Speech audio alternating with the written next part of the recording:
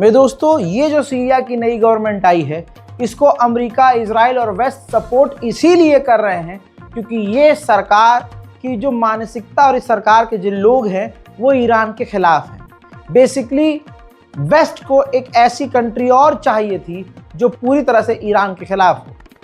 तो बशर अल असद की सरकार गिराई गई और सीरिया में नई इस सरकार को आतंकियों के द्वारा बनाया गया।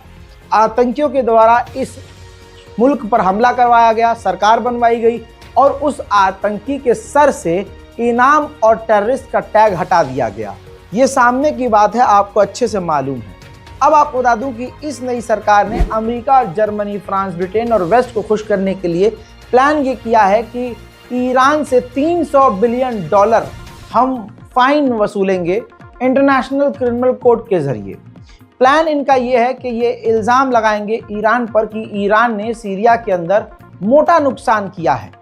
और जाहिर सी बात है, इंटरनेशनल क्रिमिनल कोर्ट अंदर ही अंदर, बल्कि यूँ कहूँ खुल्लम ही खुल्ला, अमेरिका और इजराइल के इशारे पर करता है काम। जाहिर सी बात है, ऐसे में ईरान इसके लिए बहुत आसान होगा। इंटरनेशनल क्रिमिनल कोर्ट को भी एक मौका मिल जाएगा यूरोप को खुश करने के लिए, और वो ईरान पर सख्त कार्रवाई करके उनसे कहेंगे कि भैया आपने तो क्राइम किया और आपको $300 बिलियन जो है सीरिया को देना पड़ेगा। वहीं अमेरिका ने इजराइल से कहा है कि सीरिया की जो नई सरकार बनी है जोलानी की, इससे आप बिल्कुल अपने संबंध पक्के कर लो, बढ़िया कर लो। हालांकि हैं बढ़िया, लेकिन और ये बेहतर चाहते हैं ताकि एक देश जिनसे इन सब की फटती है, सब उसके खिलाफ एक हो सके।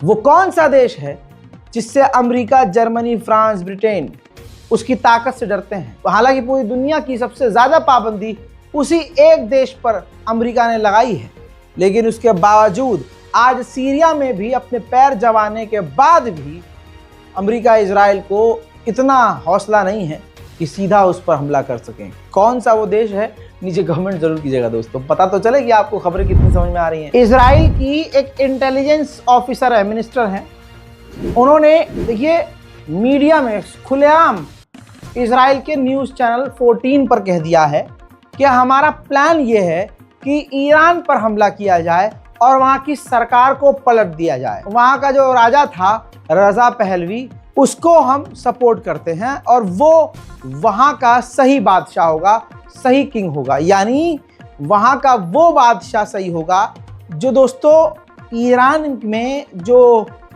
क्रांति आई है इस्लामीकरण से पहले, जो नंगी औरतें घुमा करती थीं, जो यूरोप जैसा कल्चर था, ये उस कल्चर को सपोर्ट कर रही है। क्योंकि देखिए इस्लाम जहाँ होता है वहाँ पर नंगापन नहीं पनप पाता है, और जहाँ नंगापन नहीं पनप पाता है अमेरिका, इजराइल वहाँ फेल हो जाते हैं। बहुत गहरी बात कही है मेरे दोस्तों। इस रिपोर्ट को आप शेयर जरूर कीजिएगा, कैसा लगा कमेंट जरूर कीजिएगा, चैनल को सब्सक्राइब कीजिए। जय हिंद।